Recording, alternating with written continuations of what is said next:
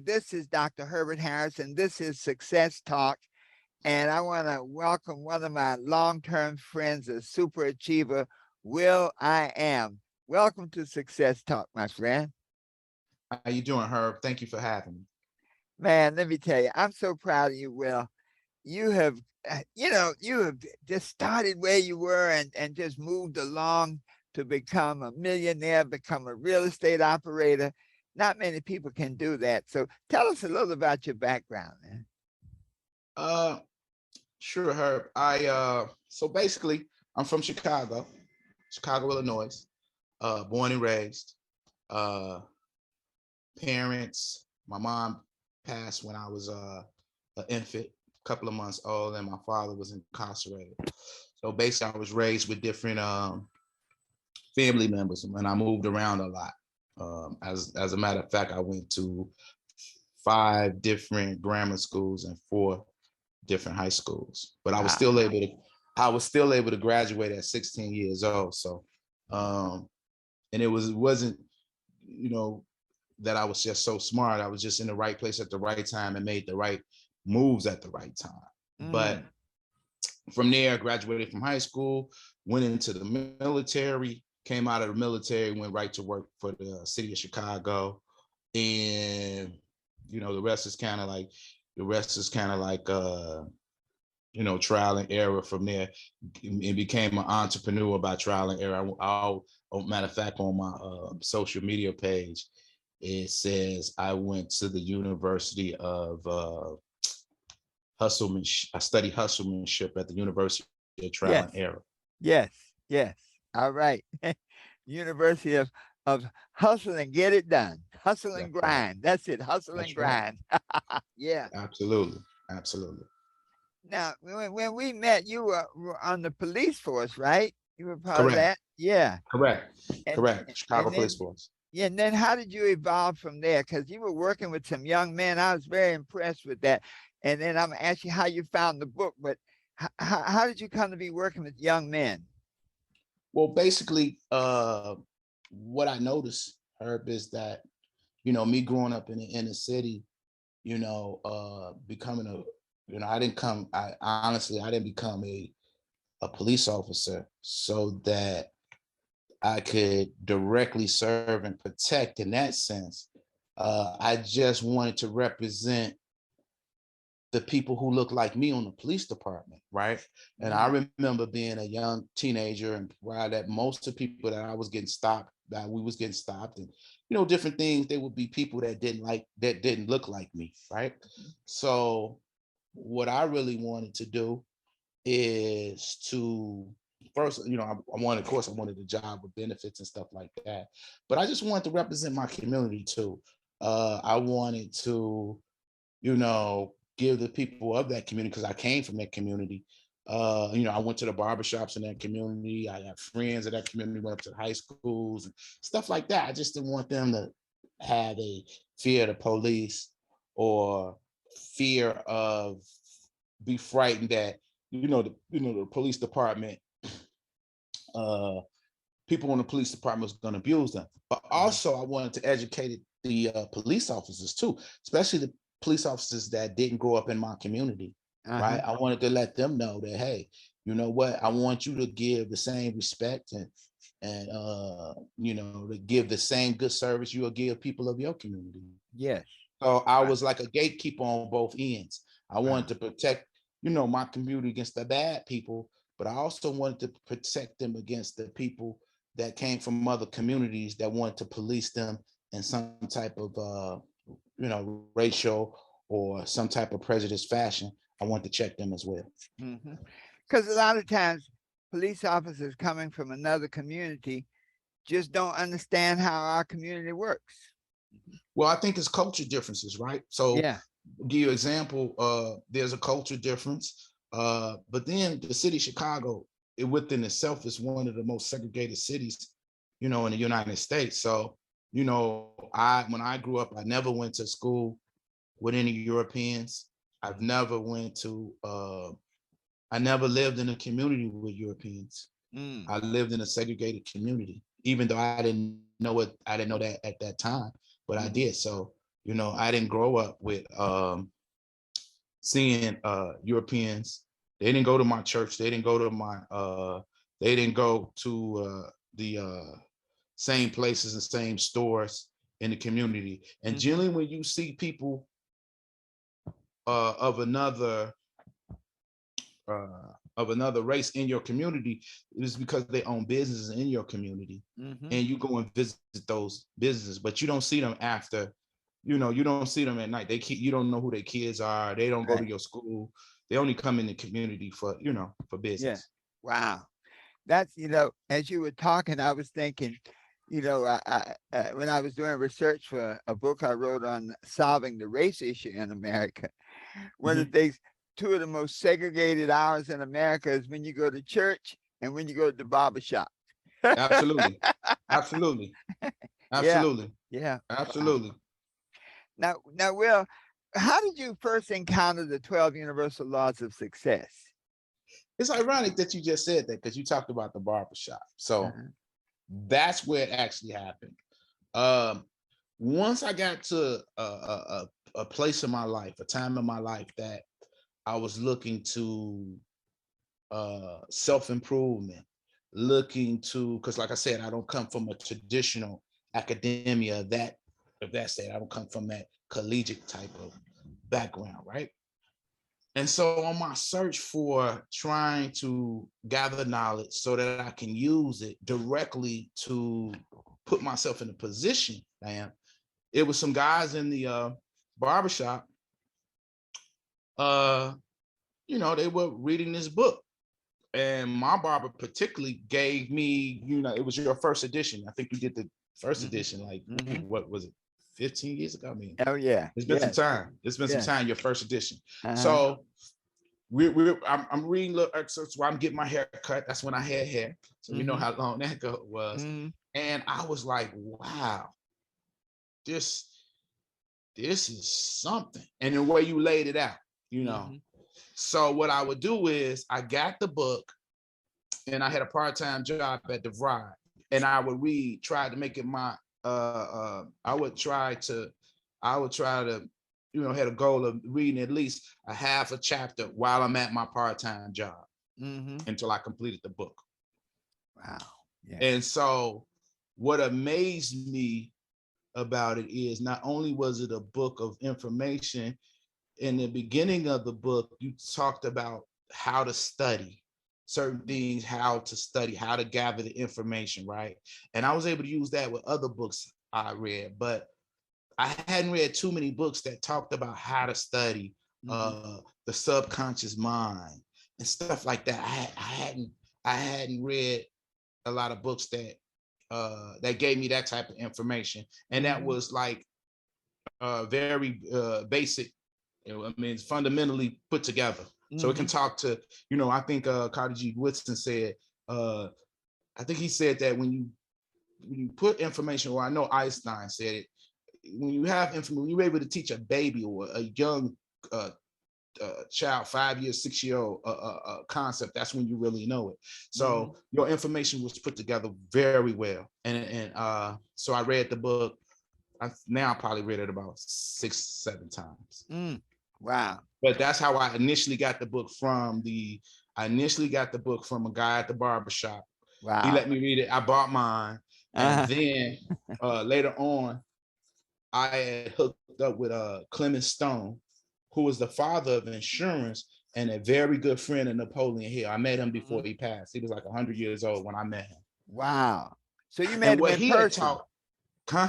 You met him in person. Yeah, W. Clement Stone, right? Wow. Okay. Because when I went and got my insurance license, uh, and I went with combined insurance, W. Clement Stone owned the insurance company. And part of your training, you had to read the Success System Mm-hmm. that never fails, Mm-hmm. which is like a spinoff of Think and Grow Rich. Yes. And you can tell when you read The Success System Never Fails and eventually Think and Grow Rich, you can see why Napoleon Hill and W. Clement Stone were great friends, Yes. right? Um, and so W. Clement Stone taught when you get some knowledge, you get some information, you pass on that knowledge. So once I got the 12 golden, when I got the 12 golden rules, uh, what what I would do is I would buy more copies for other people. Mm-hmm. Right. So I would buy, I had bought like several copies. Here, read this, read this, Mm-hmm. read this. Mm-hmm. Right. And then I used to sell them. If you read it and you don't like it, I Mm-hmm. would buy the book, pay you Mm-hmm. for what the cost of I paid for the book originally, give Uh-huh. you your money back for your time for reading. You Uh-huh. just got to give me the book so I can give it to somebody else. Right. Wow. And I Yeah. just kept on doing it, kept on doing that. And you had an email or a number back in one of the books or something like Uh-huh. that. And I just knew that you wasn't going to email me. I thought a representative or something. Uh-huh. And I had emailed, I left a message, Mm-hmm. and I happened to be running. I was on a jog, and my phone rang, and I'm like, I wasn't gonna answer it. I was Uh-huh. finishing up my run, and lo and behold, you was on the phone. So Uh-huh. I was talking to you directly. I was shocked. Wow. I was Yes. talking to you directly. So share that again about how you um, got the books and gave it to the young man. That part, I think we saw the loss there.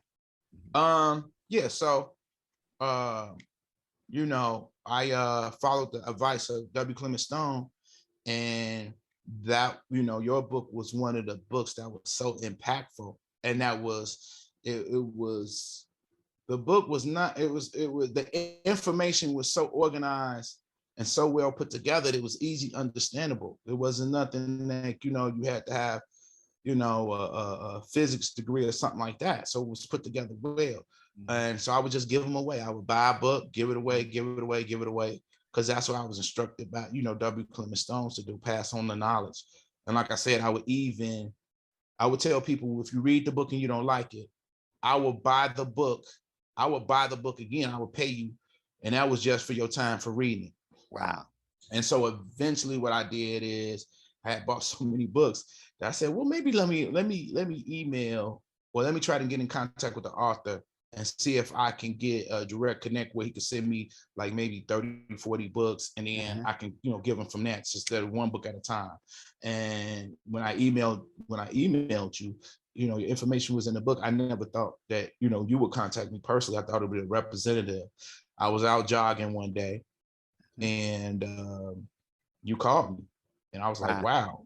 wow, Herbert Yeah. Harris.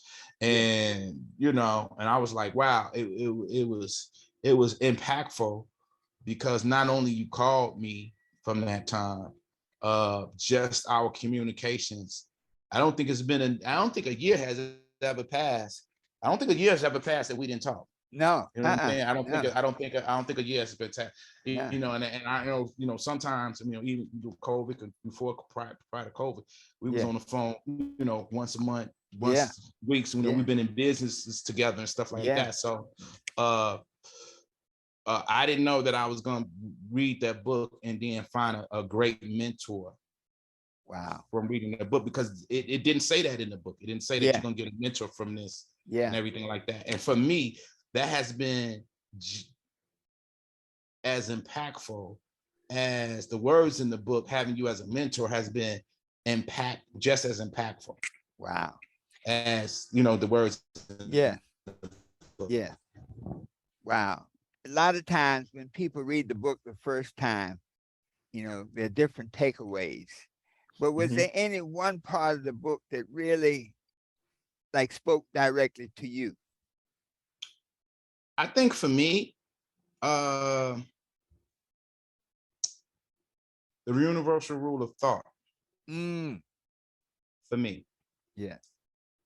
because at that time, in my life, I still had not understand the importance of your thoughts and the impact of your thoughts. Mm-hmm. So for me,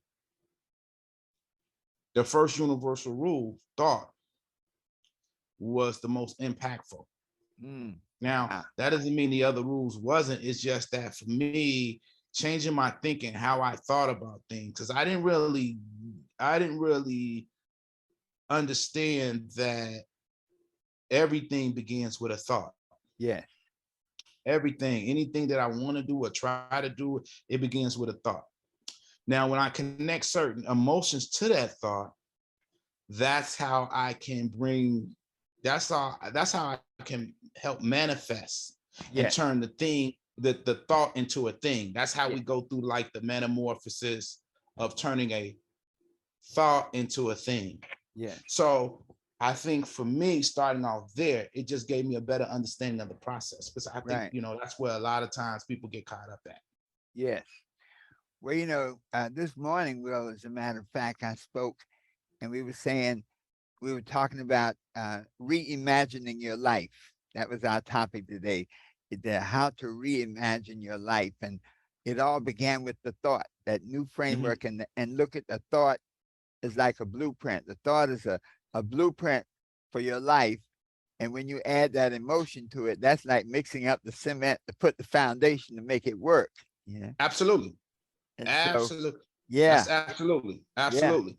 And Wow. so how do we put the right emotions to it? And then how do we block off the negative emotions, right?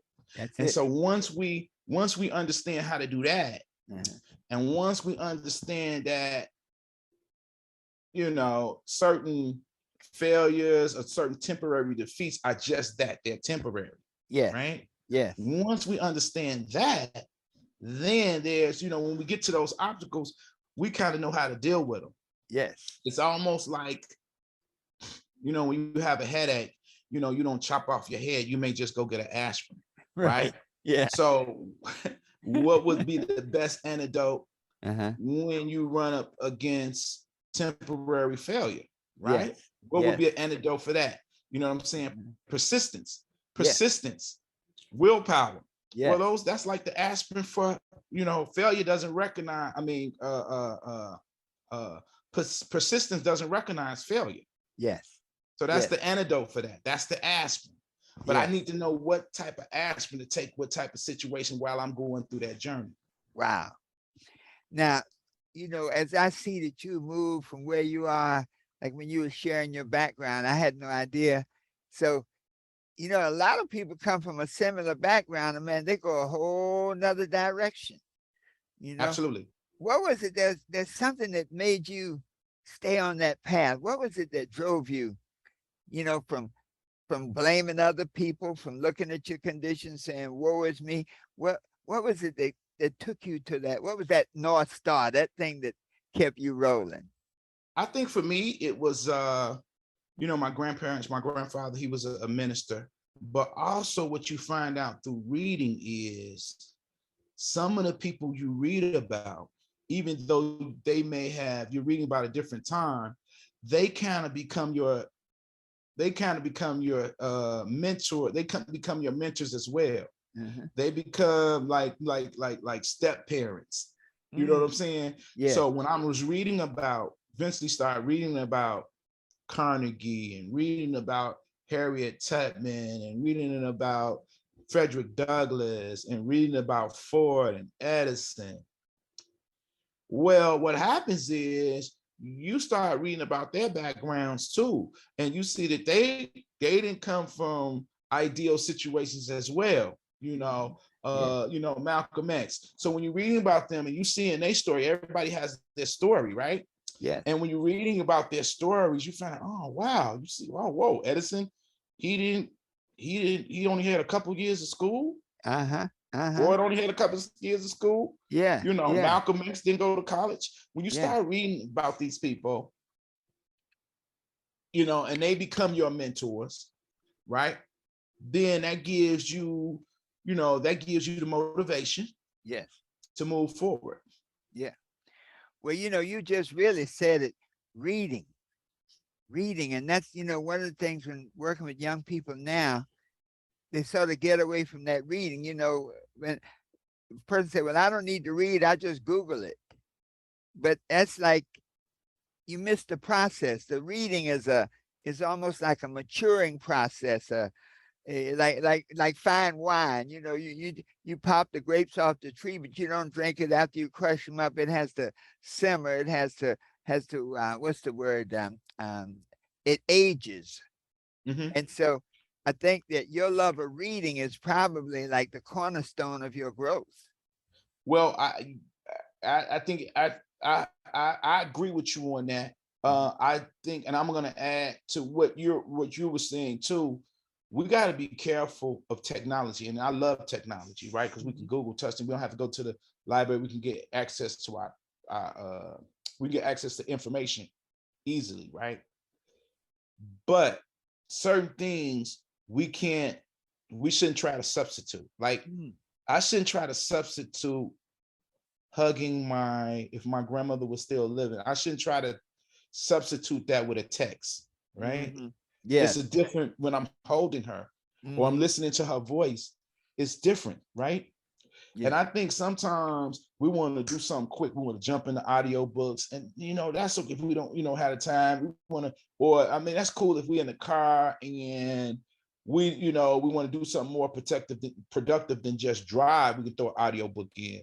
But Mhm. whenever, anytime that we can actually sit down and physically have the book in our hand, there's other things that's happening too. Like Yes. our eyes are connecting to the pages, right? Yes. Yes. It's our brain is recording differently when our eyes do that, right? So it's other things that's happening that we don't realize happening that we just can't get from the audio book, right? Yes. Wow. Yes, that's a substitution, but Yes. I think that we have to be careful not to substitute so much with this technology, right? Yes. Yes. And that the example I was given, you tell certain your younger family members, hey, did you give your grandmother a call? Did you give auntie a call? I Mhm. know you might have texted her, Uh-huh. but there's nothing like her hearing your voice. And then there's nothing like you hearing her voice because you may hear something in her voice that she said, baby, I'm doing well, but her voice didn't really say that. You wouldn't have Yeah. caught that in the text. Yeah. Wow. You know, Will, I hear now why it's Will I am, because you really penetrated a whole nother level of understanding, man. That's great. Mm-hmm. As you moved along, I'm sure you've come against obstacles, but as you move from where you were to where you are, can you think of one or two obstacles? I always look at the story of David and Goliath. When you every all of us in our lives have that Goliath moment, one or two of them. Some of them have Goliath moments on a regular basis, but where there's something that's stopping you, something ready to take you out, something that's whatever your dreams are saying, they ain't gonna happen, buddy. Did you ever encounter obstacles like that, and how did you get through it? Absolutely, Herb. I think originally, especially when you in the beginning of your entrepreneurial journey, for me, most of my obstacles were the people that were in my circle. Mm, Most of my obstacles was the criticism or them saying that I couldn't do it. mm, Right. That's what I not it wasn't necessarily a physical obstacle, mm-hmm. but it was more of the mental obstacles that was being placed there. Yes, Right. Now, 9 out of 10 times you don't look at them as obstacles because they could be some of your loved ones. They could be some of the people who you are really close to. yes, But at the same time, for me, I had to understand that. I had to understand that it could be my surroundings. It was my uh-huh. surroundings. But I had to recognize it though, because we don't recognize that originally, right? And so once I began to recognize, you know, that certain people in certain situations were obstacles, and I removed them, Yes, um, then I can kind of knew how to go forward and proceed the next time.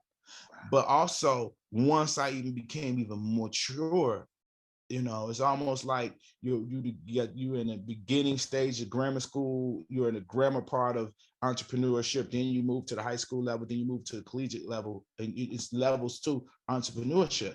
But once I got to a certain point where I am now, I've learned to embrace the obstacles because what we think is an obstacle is not an obstacle at all. It's mm-hmm. just the process, right? Mm, It's the process. And you bring up David and Goliath.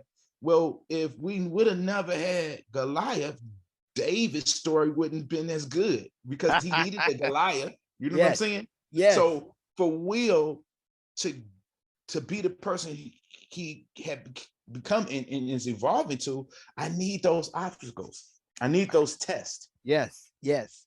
Wow. I don't think too much like college without taking tests or proficiencies and stuff like that. Like I said, I don't come from academia, but I'm pretty sure, to get, through medical school, to get through law school, you got to take certain exams, right? Well, those obstacles are those tests. But So they're not permanent yeah. barriers. But a lot of times, when you mention that, I have so many friends that never could pass the bar, that went to medical school, never could get past the boards. And so I think, as you said before, without Goliath, we wouldn't know the story of David. Right. And so for our listeners, those obstacles, if you're not encountering obstacles, you're probably not trying to do anything. Right. Or you're on the wrong path. Oh, you're on the wrong path. You're on the wrong path. Now, you know what? And it's funny that you say that, Herb, because when I used to tell people about your book, I told them the story as if I knew you. Yes. Because that's how I could get them to read it. Like, my friend wrote this. Yes. Right? My friend wrote this. Now, this is prior to me meeting, right? Yeah. So, but I used to get, because that gave them more interest. Like, man, it's the hottest thing out. Because people would ask me, well, how did you get this? Or how did you get that? And they would be waiting for me to say, like, give them something direct. They wouldn't think that I would recommend a book. This book changed my life. You want to make $1 million? I can help you make the $1 million easy, right? And then as soon as you say, oh, what? They looking for this. They looking for something. You tell them specifically, I want you to do this. And then you say, look, read this book. Then it's like, huh? Right? Yeah. That's powerful. Right? The steps, the process is in the book. Yeah. You know what I'm saying? So for me, that, and I always said it as if when I would explain it to them, it was like I knew the person who wrote it. I knew the author. Yes. Wow. Now, interesting thing is that when we go through the obstacles, one of the things that I have found with young people in particular is not just obstacles, but distractions. The distractions pull you off your path. Now, have you had to deal with distractions? Because, sometimes a person may look and say, well, Will.i.am, man, you went from A to B with no distractions, but many times nobody else knows what the distractions are. But exactly. Did you have to deal with the distractions, and how did you overcome those? Oh, absolutely. And I think you discussed this. Well, I know you discussed it in the book, but I think it has to do with your focus, right? It has to do with your focus. And so sometimes we can come distracted in a sense because of lack of discipline. And then once again, we got people in our circle that's the reason why, they don't share our vision. They don't have that same goal, right? But they throwing our vision off. And when they throw our vision off, lack of discipline, we don't remain focused. So discipline, and when we define discipline as training to act in accordance with rules, regimen, and drill to improve a skill. So rules, regimen, and drill to improve a skill. We're trying to improve something to improve a skill. So we're training in accordance to that. That's discipline. And when we lack discipline, right, and we got bad habits, we lose focus. Yes. And so when we define focus, now remember, like I don't have no notes, I don't have nothing in front of me, right? But since I go over what focus is, I go over what habits is, I go over what the system is, so I can know it by heart. Like back in the day, we used to say stuff by heart. Like you knew 100 telephone numbers. Yes. 15 years ago, you knew numbers because you say them by heart, right? Yeah. Because that's what we do it. Well, I still try to, believe it or not, I still try to do certain pieces of information and keep them by heart, right? And those key components: discipline, focus, system, habits. I try to be able to define them by heart. So when I'm not doing those things and I'm off my square because I'm human, just like anybody else. Yeah. Now I know what to how what to get back on track with. You know, Yeah. maybe I need to tweak this or tweak that. Not you were talking about people and getting back on track. That's what you were sharing. Right. So I was replying. I think it's focus. You know, maintaining that focus when you get off track. Yes. Maintaining focus, and that's the central point of your attention.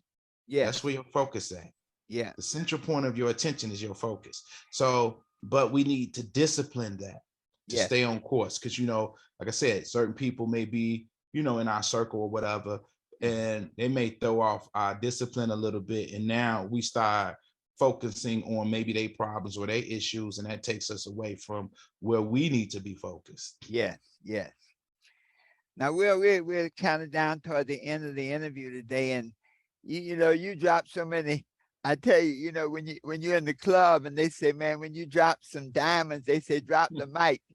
They say in church when you drop diamonds like you dropped today, it's like take up a collection, man. Right. Okay.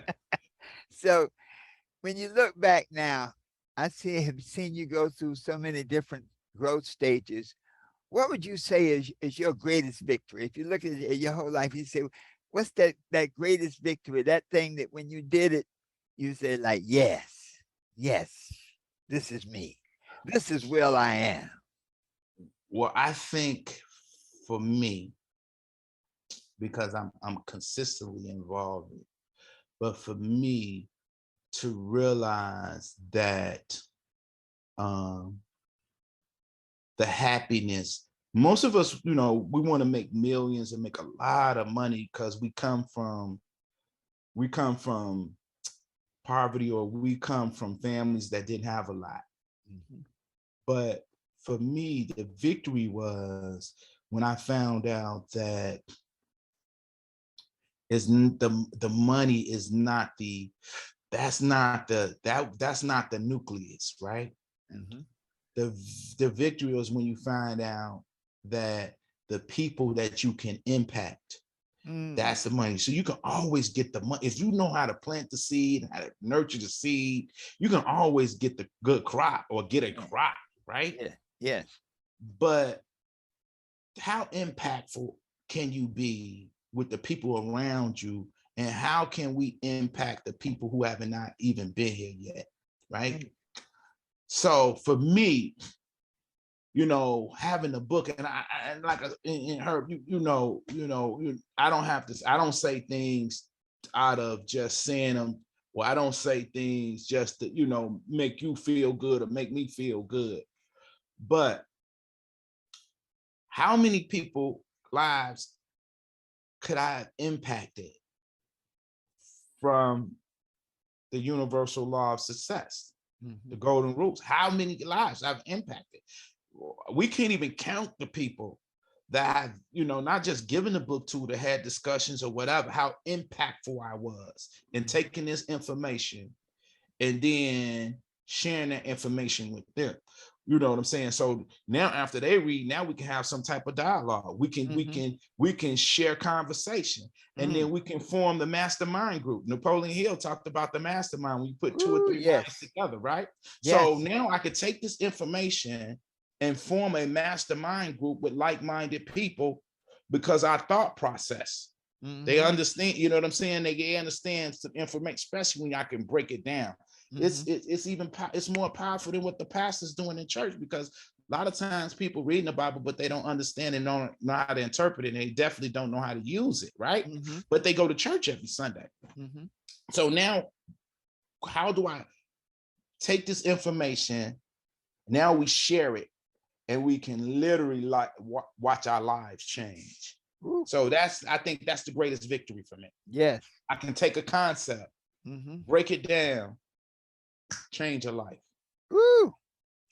I tell you, Will, you know, so many things you said, man. You know how that little chill goes down your back when you hear it. You go like, Mhm. "Whoa, yeah, yeah." Well, I'll tell you, man. We're basically at the end of our program today, and I feel so blessed to see you. You know, it's almost like it's like an artist, sometimes when you Neville's book, Neville Goddard, and one of the thought leaders, and he talked about that everybody's life is a play, and everybody has their role, and you're the star, and you're the producer, and you're the director, and you build the stage, all of that. And just listening to you, man, I could see how you came from where you were, and there was always that light. There was something that was guiding you, that North Star that took you into books, to, took you into curiosity, took you into seeking. That scripture says, seek and you shall find. If you find it and you're not seeking, it's like hitting the lottery. That money will probably be gone. Absolutely. And to see how Absolutely. that growth took place. And it always impressed me, your sharing, because you talked about the young people you worked with, the young men in particular that you worked with. And to just see that and experience that and see it from, where I am and hear you talk about it, man, as a writer, as a creator, that's the greatest gift you could ever give me or anybody. Napoleon Hill is dead and we still give tribute to him. I remember reading that book myself. I started with that. That was one of my early books. I had an aunt Lil, man, and she was, how you have one of those aunts that was the one who was always different. Hmm. When everybody else went to college, she went to Philadelphia. Hmm. you know, she always had a hustle. But she was always trying to improve herself. And when I found her copy, she had the hardback Think and Grow Rich. I And have it man, too. yeah, and she written all every, and man, I started reading that book, and it's funny how you can have a book and it can be sitting there on your shelf until that moment when it's like it seems like everything else has failed, and you look up and that book is sitting there and you go, man, let me pick this thing up. And I remember picking that book up, man, and sitting down and start reading it, and I couldn't stop. And that's that discipline you talked about, because I made myself sit there. I didn't want to go to bed. I didn't want to do anything. Every time I read, it was like it was talking to me. It had my Absolutely. name on it. So it's just Absolutely. beautiful to see how you have evolved.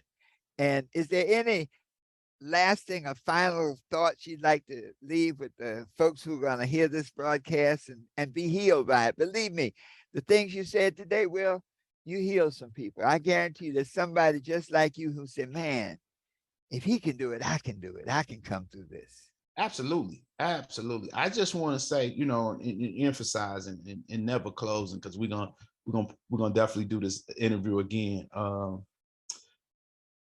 I want to say, I said it earlier, but I'm gonna say it again. Thank you for the impact that you had on my life.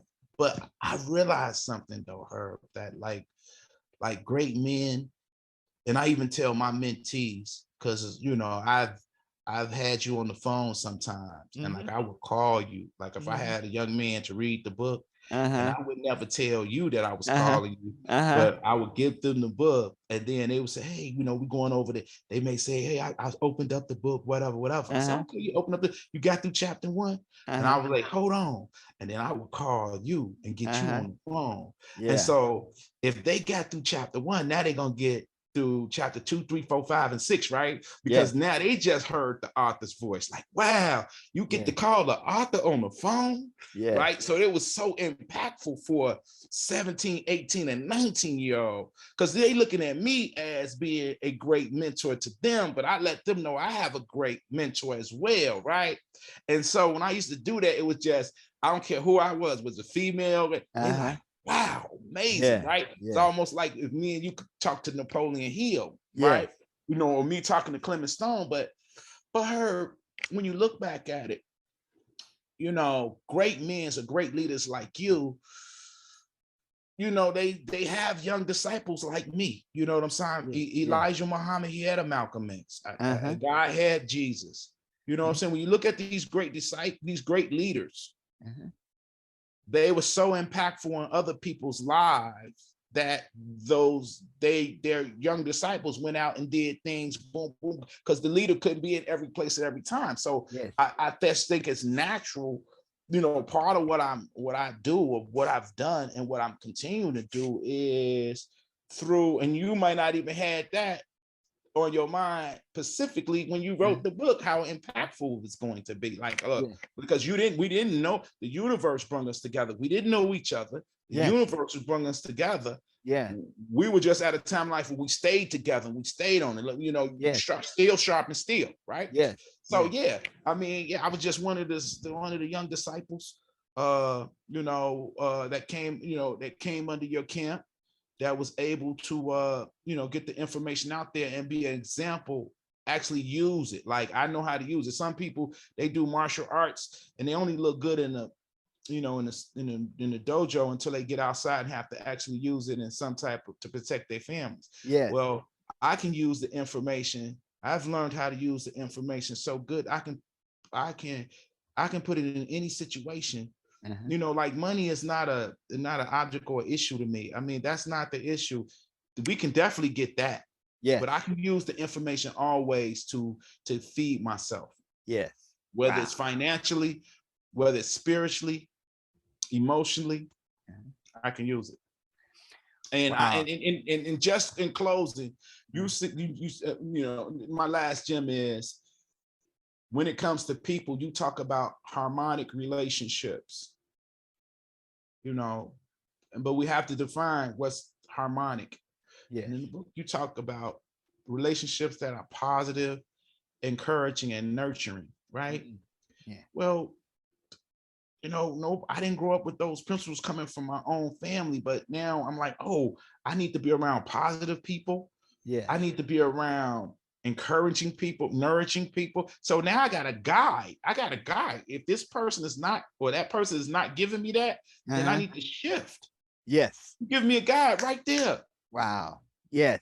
You see what I'm saying? Yeah. Guide right there. Now, even if I'm in that circle by myself, right? I see the momentum. I feel the momentum. At least you're letting me know, okay, that was just automatic how to block out that obstacle. So for me, I want to say thank you to you. I just try to be a good disciple. I try to be someone that can represent the things, the concepts that you lay down, and feed other people with it. Wow. Well, I tell you, I guess my last question, it's like, what's your next steps now? What's your next goal? What's the what's the mountain now that you're climbing? For me, Herb, is really to do what we're doing now. Right? It's really not, and not do it from a sense of, I don't want to be a social media influence. Right? I want to impact lives where they actually, now for everybody may not be ready, right? We have to realize that sometimes even I get frustrated when you're trying to teach concepts and stuff like that, or sometimes you're dealing with people that may be lazy learners, you know what I'm saying? Or they may not want to do what it takes for them to get where they at, and they're their own obstacle, right? Yes. But then there's a group of people out there. There's a group of people that really want it,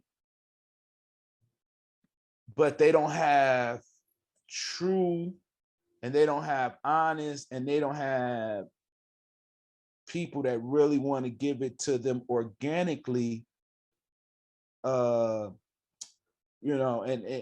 organically, where they don't feel that they're being cheated, or they don't feel that they're being hustled. Yes. Yes. Right.